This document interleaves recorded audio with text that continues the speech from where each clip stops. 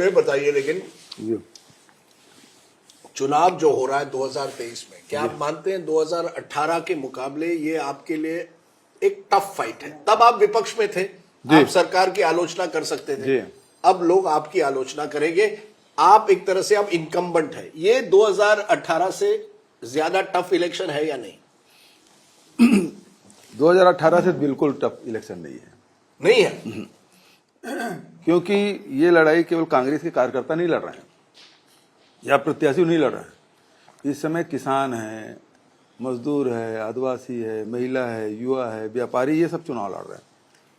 नहीं, आप ये कह रहे हैं, लेकिन बीजेपी ने जो आरोप पत्र निकाला है उसमें उन्होंने कई इल्जाम लगाए। कहा भूपेश बाघेल जी ने बहुत वादे किए थे, बहुत कुछ कहा था तब, अब 2023 में हम उनको सवाल पूछ रहे हैं, अब उनको जवाब देना पड़ेगा। जवाबदेही आपकी है। वो अभी तक सवाल ही पूछ रहे हैं, वो क्या करेंगे, क्योंकि उन्होंने जो कहा था वो कभी पूरा किया नहीं।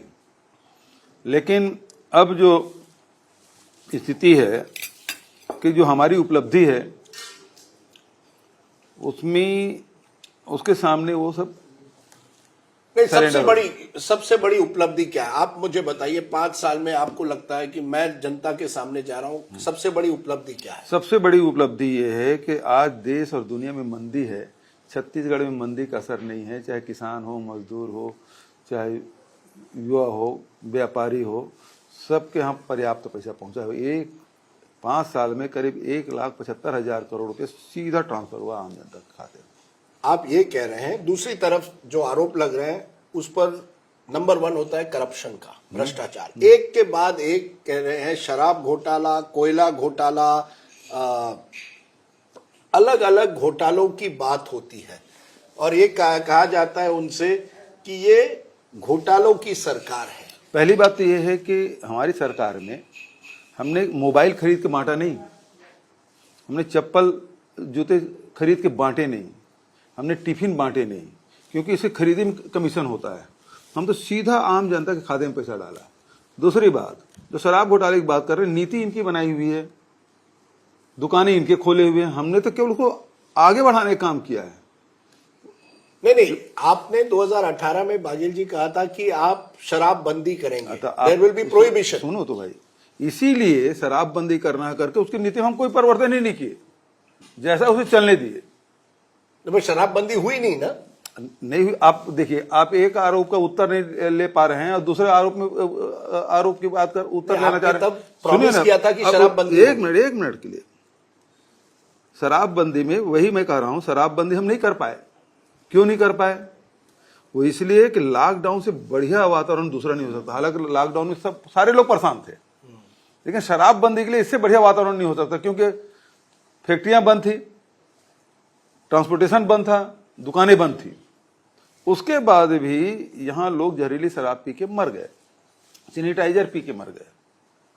तो हमने देखा कि जब ये पूरे देश में लॉकडाउन है, तब भी यहां हरियाणा के ट्रक यहां पकड़ा जा रहा है, धार मध्य प्रदेश के ट्रक यहां पकड़ा जा रहा है।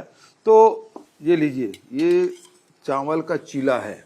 चावल का चीला, वाह! ये चटनी के साथ खाते हैं? चटनी में टमाटर की चटनी के साथ खाइए। टमाटर की चटनी।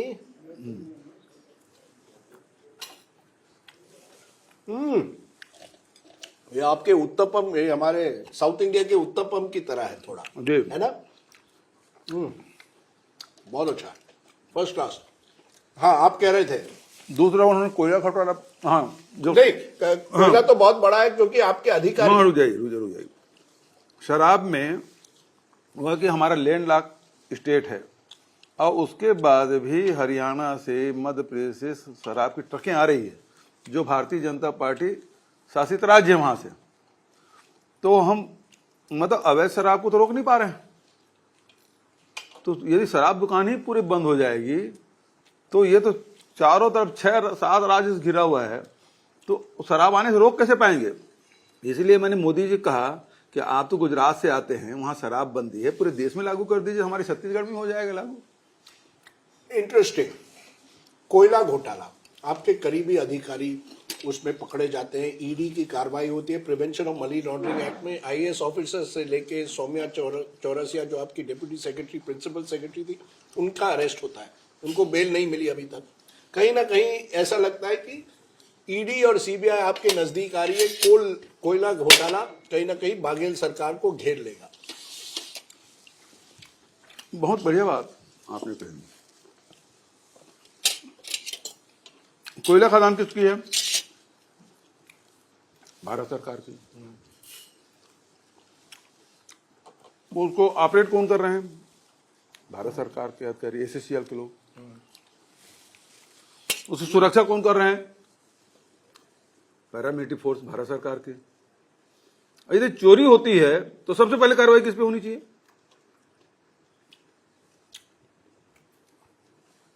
सवाल ये है नहीं, कि आपके अधिकारी अरेस्ट हो गए ना, केंद्र के अधिकारी तो अरेस्ट नहीं हुए। हाँ, तो यही तो उसका मेलिफाइड इंटरेस्ट है, सरकार को बदनाम करना है।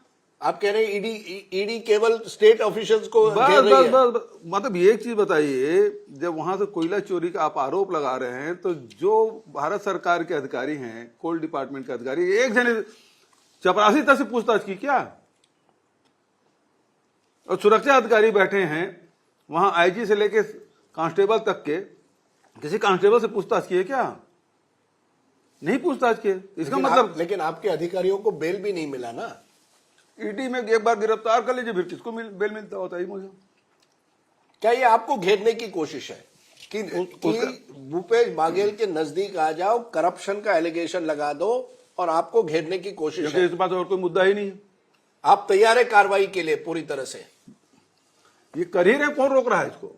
रोक कौन सकता है? नहीं, लेकिन जब कहते हैं कि गोबर, मैं देख रहा था बीजेपी का आरोप पत्र, गोबर घोटाला, रेत घोटाला, जैसे मैंने कहा शराब, कोयला, पब्लिक सर्विस कमीशन में घोटाला। उनका कहना है जिस तरह से पब्लिक सर्विस कमीशन में एम्प्लॉयमेंट होती है उसको लेकर घोटाला। तो एक इमेज बना दी है कि भूपेश बाघेल की सरकार, अमित शाह के वर्ड्स है, दिल्ली के लिए एटीएम, कि यहां से पैसा दिल्ली में आपके हाई कमांड में राहुल गांधी, सोनिया गांधी, गांधी परिवार, खरगे, उनके तक पहुंचता है। उसके लिए भूपेश बाघेल उनको पैसा देते हैं। अच्छा, भारतीय जनता पार्टी की रिजर्व बैंक आरोप लगा रहे कि हम लोग एटीएम है कांग्रेस का। वो तो रिजर्व बैंक है, जो लोग आरोप लगा रहे हैं। तो आप एटीएम है तो वो रिजर्व बैंक बन गए। वो रिजर्व बैंक है तभी कह रहे हैं एटीएम है करके। पैसा यहां से जाकर वहां जा रहा है। हाँ, तो भाई ऐसा है, वो रिजर्व बैंक है ना। मुझे एक बात बताइए, शराब घोटाला की बात बोले, बहुत अच्छा है बाय द वे। हाँ, शराब घोटाला 2100 करोड़ का आपने आरोप चालान प्रस्तुत किया। जितने लोग गिरफ्तार हुए उसे 200 करोड़ का चल संपत्ति, पैतृक संपत्ति वगैरह मिला के 200 करोड़ हुआ। और मजेदार बात है, ये यार थोड़ा ठीक बना पाओ, ये ठीक नहीं बना, पहले ठीक रहा था। ये हमारे साबूदाना, हाँ, बस आपके यहाँ का है, महाराष्ट्र का। वाह, एक्सीलेंट। तो साबूदाना वड़ा सुपर। तो आपके यहाँ मतलब जो 2168 करोड़ का आपने आरोप लगाया, क्या आरोप है? होलोग्राम नकली था। होलोग्राम लगे कहाँ? फैक्ट्री के अंदर में। फैक्ट्री के जो मालिक हैं उसको कोई संपत्ति या उसको बैंक अकाउंट सीज किया का आपने? नहीं किया। और मेरे है ना, उसकी गिरफ्तार किए क्या? नहीं किए। तो जहां से वो शुरुआत हो रही है, गंगोत्री जहां से बही है, निकली है, वहां तो आप कुछ कर नहीं रहे हो। तो आपका कहना है केंद्र सरकार के अफसर या पॉलिटिशियन को कोई टच नहीं करता, केवल राज्य के करता। मेरा आरोप ये है कि जो लीकर स्कीम जो बोल रहे हैं, ये उसमें बड़ा लेन देन इनका हुआ है। नहीं तो कोल स्कैम में 25 रुपए हर टन में कोल जो आता है ट्रांसपोर्टर्स को दिया जाता है, से लिया जाता है। बताइए, शराब घोटाले में जो फैक्ट्री मालिक है उसको गिरफ्तार नहीं कर रहे हैं, और कोल में मैं वही कह रहा हूं कि उनके अधिकारियों क्यों पूछताछ नहीं कर रहे हैं? क्योंकि पूरा खदान जो है भारत सरकार की है। यानी आप कह रहे हैं पैसा उनका है, हाँ, और उनको कोई टच नहीं कर रहा है। नहीं करेगा। जैसे अभी महादेव ऐप है, महादेव ऐप में आप आरोप लगा दे मेरे 2 एसडी और इसके, उसके पहले हम लोग 450 लोगों की गिरफ्तारी कर चुके हैं। पूरे देश में ऐसा कहीं नहीं हुआ है। अब उसके बाद आए, अब मुझे बदनाम करने के लिए मेरे वो एसडी सलाहकार के यहाँ रेड कर लिए, मिला कुछ नहीं। लेकिन सवाल इस बात का है कि महादेव ऐप बंद कौन करेगा? भारत सरकार नहीं कर रहा है। हमने लुकआउट सर्कुलर जारी किया, गिरफ्तार नहीं कर रहे हैं। और गिरफ्तार नहीं कर रहे हैं, तो इसका मतलब ये है कि महादेव ऐप से आपकी डील हो गई है। यानी ऑनलाइन बेटिंग ऐप की जो स्कैम की बात हो हाँ, रही है, आपका कहना है वो जो व्यक्ति है, न गिरफ्तारी हो रही है और न उसको बंद किया जा रहा है। इसका मतलब यह है कि आपका डील हो गया है, रिजर्व बैंक में हो गया। तो आपने हमें एक नया वर्ड दे दिया। हाँ। कि अगर अमित शाह भूपेश बाघेल को एटीएम कह रहा है, आप अमित शाह को रिजर्व बैंक, वो रिजर्व बैंक है, एटीएम तो हम हैं, लेकिन किसके लिए? मजदूरों के लिए, जो हर 3 महीने में पैसा देता है, किसानों को हर 3 महीने में पैसा देता है, गोबर विक्रेता हर 15 दिन में पैसा देते हैं, बेरोजगारों को हर महीने पैसा देते हैं। तो ये सरकार जो है, छत्तीसगढ़ सरकार, छत्तीसगढ़ के लोगों के लिए एटीएम है, जो हर महीने 15 दिन में, महीने दिन में, 3 महीने पैसा देती है। आपने किसानों के लिए मिनिमम सपोर्ट प्राइस बढ़ाया था। हाँ? 2640 कर दिया था, 2640 जो पैडी फार्मर्स हैं। आपने एक अनएम्प्लॉयमेंट अलाउंस भी दिया है। किसानों तक तब पहुंच गया है। कई बेरोजगार कहते हैं अभी तक उनको मिला नहीं है पैसा। 1,30,000 भी हुए नॉमिनेशन, मतलब वो नामांकन करे, ऑनलाइन है, किसी ऑफिस में जाने की जरूरत नहीं है, आप पात्र हैं, आपको पैसा मिलेगा। लेकिन फिर अगर ये सब किया है तो फिर आपने क्यों अनाउंसमेंट कर दी कि हम इस बार लोन वेवर करेंगे? पहले भी 2018 में आपने लोन वेव की किसानों की, अब आप फिर से कह रहे हैं अगर किसान खुश है, अगर आप इतना पैसा उनको दे रहे हैं, तो फिर लोन वेवर की क्या जरूरत है? और मजबूत बनाना है हमारे किसानों को, लोन वेवर करके। तो क्यों ताकत? ये संपत्ति में सबका अधिकार है, एक किसानों का प्रदेश है, उसको वो डिमांड ही कर रहे हैं हमारा लोन माफ होना चाहिए। तो आपको लगता है लोन वेवर के जरिए किसान मजबूत होंगे या बिल्कुल और कमजोर हो जाएंगे? मजबूत होंगे। मेहनत का देखिए, एक चीज है जिसको आप फ्री में दे रहे हैं तो वो वैल्यू एडिशन नहीं करेगा, ठीक है, अपने सर्वाइव कर लेगा।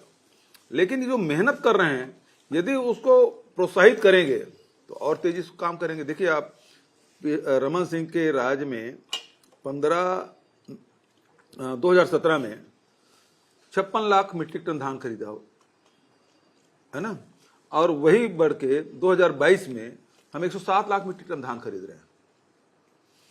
2 गुना हो गया 4 साल में, क्योंकि हमने किसानों को प्रोत्साहित किया। 12 लाख किसान थे, अब 24 लाख किसान हो गए। इस साल तो 1.25 लाख और बढ़ गए। तो खेती है वो लाभ का धंधा हमने छत्तीसगढ़ में बना दिया। सारे लोग खेती की तरफ बढ़ गए। एक और सवाल उठता है कि अब एक तरह से छत्तीसगढ़ कांग्रेस यानी भूपेश बाघेल ना, ये कहा जा रहा है कि मंत्रियों की कोई सुनता नहीं, केवल बाघेल जी की सुनता है। वन मैन शो है। ये गलत बात। वन मैन शो है कि नहीं? बिल्कुल गलत। ताकत आपके पास है, पूरी ताकत, सत्ता। कोई फाइल आती है वो आपके ऑफिस पहले आ जाती है, किसी मंत्री के पास जाती भी नहीं है। नहीं, देश के अन्य राज्यों से कोई इतर व्यवस्था है क्या छत्तीसगढ़ में जिसमें इस प्रकार की बात करना है? देश के दूसरे राज्यों में जो व्यवस्था है, संघीय व्यवस्था है, जो जिनको मंत्रियों को, मुख्यमंत्रियों को जो अधिकार है, उनके अलग अधिकार तो नहीं है। पर ये 2018 में अटकलें लगाई जा रही थी, मुख्यमंत्री कौन बनेगा। हाँ। आपका नाम था, साहू जी का नाम था और टीएस सिंहदेव का नाम था। अंत में आप बने। ये भी चला था कि 2.5 साल मुख्यमंत्री होंगे बाघेल जी, 2.5 साल, टीएस सिंहदेव 2.5 साल। अब क्या हुआ? He is deputy chief minister, you are permanent chief minister. क्या ये लड़ाई अभी भी है, बाघेल वर्सेस टीएस सिंहदेव?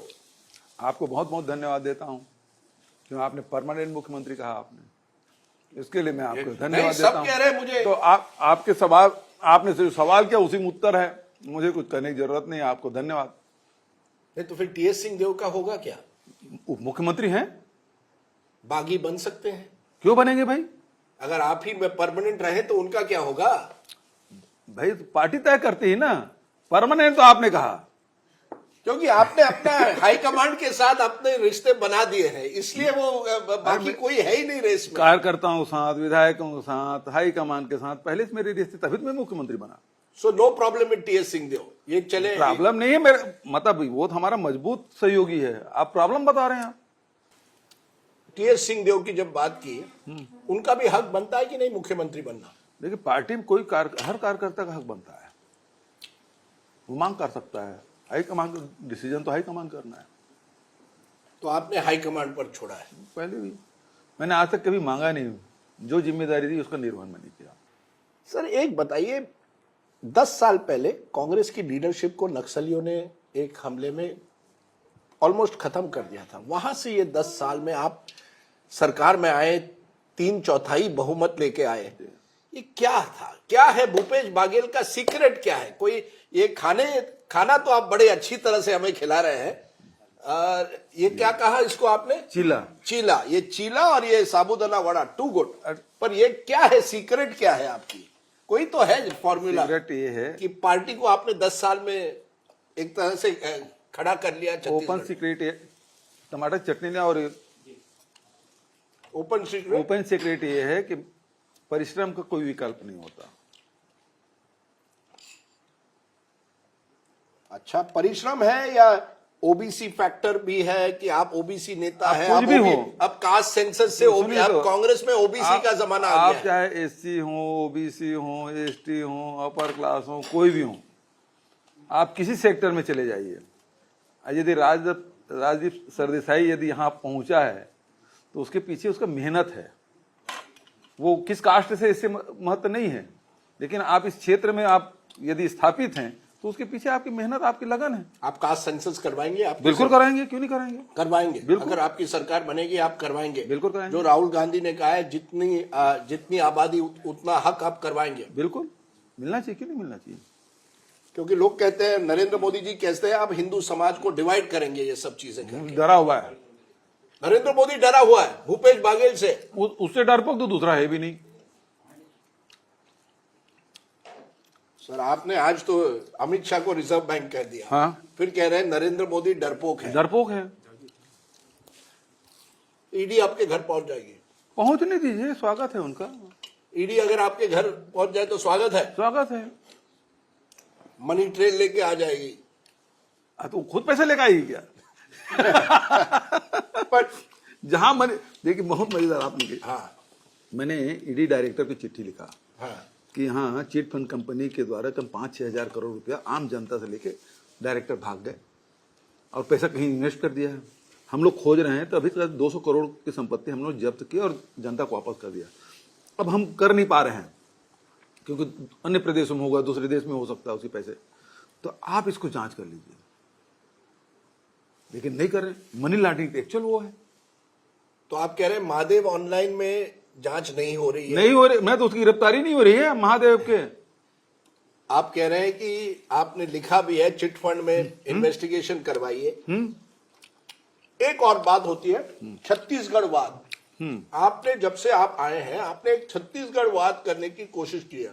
बड़े बड़े कार्यक्रम करते हैं। क्या आप मानते हैं ये छत्तीसगढ़ आइडेंटिटी है? क्या ये जो चुनाव है, ये राज्य का चुनाव है, राज्य की आइडेंटिटी का चुनाव है, जिसमें लोग चुनेंगे रमन सिंह या भूपेश बाघेल? देखिए, छत्तीसगढ़ जो राज मांगने की जो बात थी, उसके पीछे छत्तीसगढ़ की संस्कृति एक बड़ा फैक्टर था। और 15 साल में भारतीय जनता पार्टी उसको एड्रेस किया नहीं। हमारी सरकार आई तो उन सब चीजों को, जो यहाँ के बोली है, भाषा है, यहाँ की संस्कृति है, खान पान है, रहन सहन है, सबको हमने बढ़ावा देने का काम किया। यहाँ के जो ऐतिहासिक जो मॉन्यूमेंट है उसको हमने सजोने का काम किया। जो लोगों के बीच में जैसे हमारे यहाँ अब कबीर पंथ के लोग बहुत रहते हैं तो कबीर सरोवर बनाया। सतनाम पंथ के लोग रहते हैं तो मॉडल जैत खम्भ बनाने का फैसला किया। ये राम वनगमन पथ, पर्यटन पथ, वो भी हमने बनाने का फैसला किया। चंदखुरी का पूरी दुनिया में एकमात्र माता कौशल्या का मंदिर है, उसको बढ़िया सौंदर्यीकरण करने का काम किया। तो आप अपने आप को एक तरह से अभी भी एक किसान पुत्र और एक छत्तीसगढ़ पुत्र मानते हैं? जी। मैंने तो कहा आपको परमानेंट चीफ मिनिस्टर बनना चाहते हैं आप, लेकिन आप कह रहे हैं कि आप अभी भी किसान पुत्र हैं और कोई बदलाव नहीं आया आपकी जिंदगी में। इतनी ताकत मिल गई आपको। जी। लोग कह रहे हैं कि Baghel is one of the most powerful chief ministers now in Congress. तो जितनी ताकत मिलेगी उतनी अच्छा सेवा करेंगे। हमको तो जनता ताकत किस लिए चाहिए? तो कोई बदल नहीं आया आपकी जिंदगी में? बिल्कुल नहीं, सेवा करना है जनता की, छत्तीसगढ़ महतारी की सेवा करना। स्माइल कर रहे हैं आप, स्माइल कर रहे हैं। जब से मैंने कहा ना permanent chief minister, the chief minister is smiling. जब से मैंने वो शब्द कर दिया है, आपने कहीं ना कहीं अपने सभी जो राइवल्स हैं उनको कह दिया है राजनीति में, सर्टिफिकेट दे दिया permanent chief minister of the Congress. कोई डर नहीं, हारने का कोई डर नहीं, बिल्कुल कहीं नहीं। बीजेपी कह रही है this is a very tough election, 10-15 seat का फर्क पड़ सकता है इस तरफ या उस तरफ। उसके बाद साजिक काम शुरू हो गया 10-15 सीट में, और इस बात को छत्तीसगढ़ की जनता जान चुकी है, महाराष्ट्र से, मध्य प्रदेश और राजस्थान से। तो छत्तीसगढ़ की जनता है ना, वो 68 से बढ़ा के 75 तक ले जाएगी हमको। ये कहा जा रहा है 40-50 में दोनों पार्टियां वो जानते जाएगी। हाँ, वो जनता जान चुकी है। ये 5-10 का कहीं मिला, यदि 46 में हम सरकार बनती है तो 50 सीट देने वाली नहीं है, ये सीधा 75 के उस पार देंगे, ताकि कहीं वो तोड़ फोड़ ना कर सके। We'll wait and see। Amit Shah को हम लोग तकलीफ नहीं देना चाहेंगे, चुनाव के बाद आराम करे, इसलिए छत्तीसगढ़ जनता ठाना उसको बहुत तकलीफ नहीं देना है। तो वो 50-50 के सीट के आसपास नहीं रहेगा, वो ऊपर ही जाएगा। चलिए बाघेल जी, आप बड़े फॉर्म में है, ब्रेकफास्ट ने आपको फॉर्म में रख दिया है। एक बार फिर साबूदाना वड़ा, ये है, ये पनीर क्या है? पनीर टीका है। ये तो हमारे ये हमें उत्तर भारत में मिलता है। साबूदाना वड़ा महाराष्ट्र का, ये लड्डू आपके छत्तीसगढ़ी है खास। इसको लीजिए, ये बहुत अच्छा लगेगा, मिसेज ने बनाया इसको। चलिए, ये किसका है? ये तिल का है। ये भी हमारे महाराष्ट्र, तो महाराष्ट्र की संस्कृति आपके छत्तीसगढ़ में थोड़ा तो लगा उसका प्रभाव भाई, है। ऐसा है, भोसले का राज रहा है, हाँ, नागपुर वाले का, तो असर थोड़ा बहुत रहेगा। असर है and very healthy. So good healthy breakfast with the chief minister. अच्छा, ऐसा लाओ यार, हमारे उड़ीसा, छत्तीसगढ़ और उड़ीसा, हाँ, ऐसा वो चावल का मिठाई बनता है। अच्छा, तो आपने सब मिश्रण किया है, उड़ीसा से कुछ ले लिया, महाराष्ट्र से कुछ ले लिया और एक छत्तीसगढ़वाद बना दिया। देखिए, जो बॉर्डर के एरिया है, सबसे कुछ ना कुछ तो ले ही लेते हैं।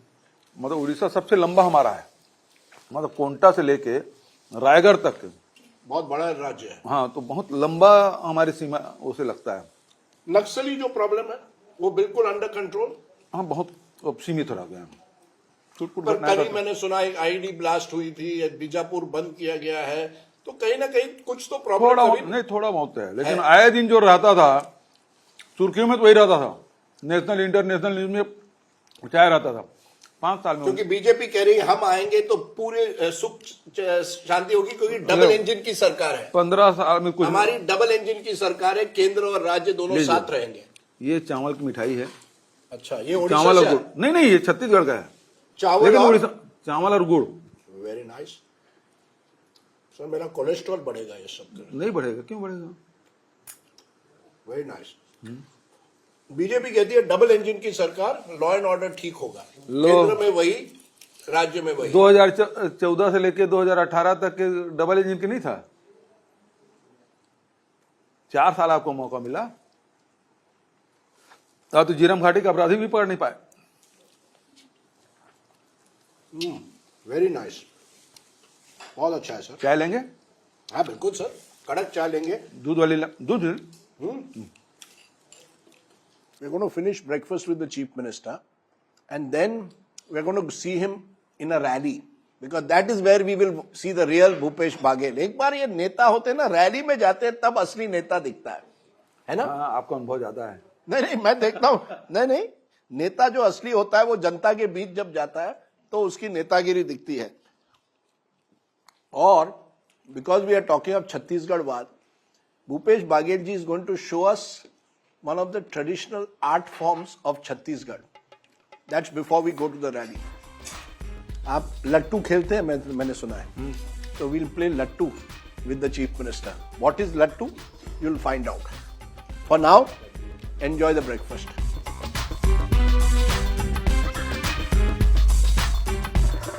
Interesting.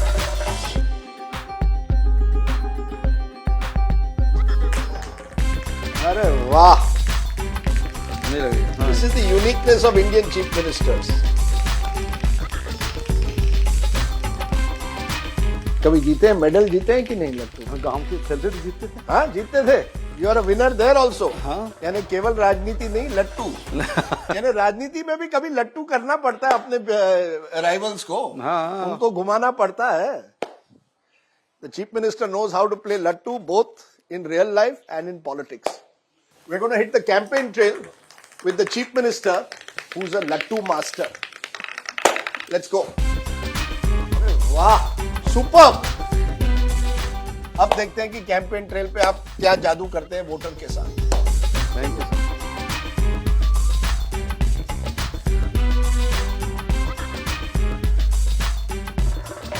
भाई जी ये बताइए कि आप तो यूथ कांग्रेस से आते हैं, संगठन के आदमी हैं, तो अब ये मास लीडर कैसे बन गए हैं? अब आप रैली में जा रहे हैं, लोग आपके चेहरे पर इस बार वोट देंगे या कांग्रेस आला कमान, राहुल गांधी, खरगे? मैं देखता हूं यहाँ आपके पोस्टर ज्यादा लगते हैं।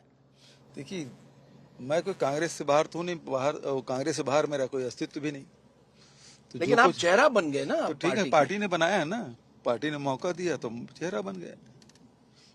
इसमें आप समझते हैं कहीं ओबीसी फैक्टर है कि आप ओबीसी नेता हैं या ओबीसी समाज से आते हैं? मैं देख रहा हूं कि कांग्रेस में भी अब ओबीसी करण हो गया। अशोक गहलोत, सिद्धारमैया, भूपेश बाघेल।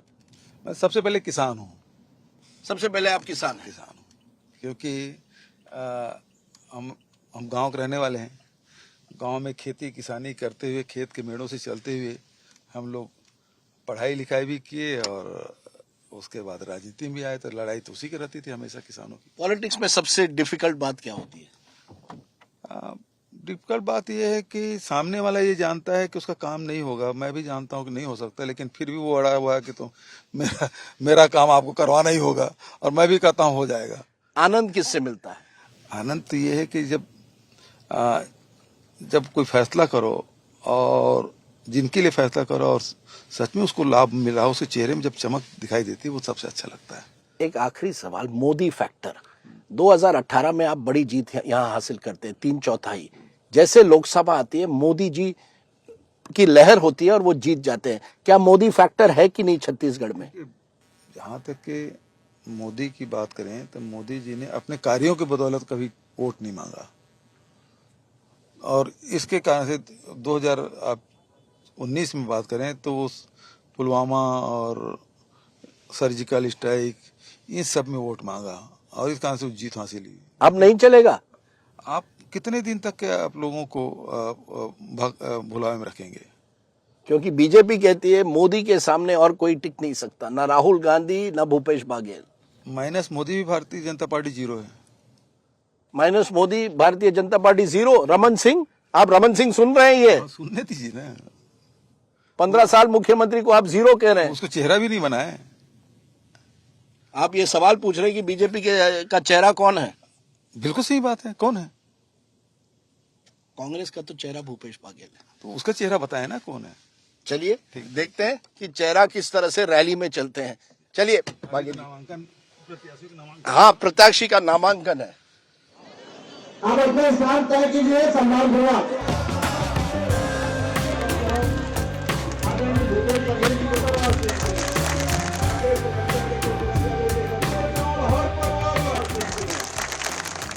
भाई आपने तो बड़ा अच्छा भाषण दिया, वो भी बीच बीच में छत्तीसगढ़ी में। ये पूरा छत्तीसगढ़ी में भाषण है। हाँ, तो आप पे है वो ब्रेकफास्ट अच्छा खाए इसलिए। जी, थैंक यू। लेकिन 2 सवाल उठते हैं। आपने कई वादे किए, अब सवाल उठता है पैसे कहाँ से आएंगे? 65-70 करोड़ का तो डेट है आपके स्टेट का, तो इतने वादे आप किसानों वगैरह के लिए, पैसे कहाँ से आएंगे? पूरे हिंदुस्तान में जो 3-4 राज्य हैं उसमें हमारे राज्य का नंबर आता है जिसमें सबसे अच्छी अर्थव्यवस्था है। नहीं, बट 65,000 डेट है तो कहाँ से आएंगे? लेकिन हमारे यहाँ मतलब देखिए 10% से नीचे ब्याज दर होना चाहिए, वो हमारा 6% है। 25% से कम लोन होना चाहिए, भारत सरकार की गाइडलाइन हमारा 16% है। तो FRBM एक्ट के तहत 3% होना चाहिए, उसके नीचे है। पर प्रधानमंत्री जब कहते हैं रेवड़ी कल्चर है तो क्या कहेंगे उसको? प्रधानमंत्री कहते हैं आप तो प्रॉमिस कर रहे हैं रेवड़ी है ये। जो अडानी को वो देते हैं वो रबड़ी है, और हम लोग किसानों के ऋण माफी करते हैं वो रेवड़ी है। सर, अडानी तो यहाँ भी है, 9 कोयले खाने हैं उनकी एरिया एक्सपैंड हो रही है। अडानी की कंपनी छत्तीसगढ़ में है। कंपनी है, लेकिन लोहा खदान दिया था, निरस्त हो गया। उसको निरस्त करने का नगर नार हम जाने नहीं तो देंगे। बाघेल सरकार और अडानी के बीच में कोई समझौता नहीं है। ये अडानी और खदान के बीच में कांग्रेस की सरकार खड़ी है। चलिए, भूपेश बाघेल जी, आपने हमसे बात की। All the very best, thank you.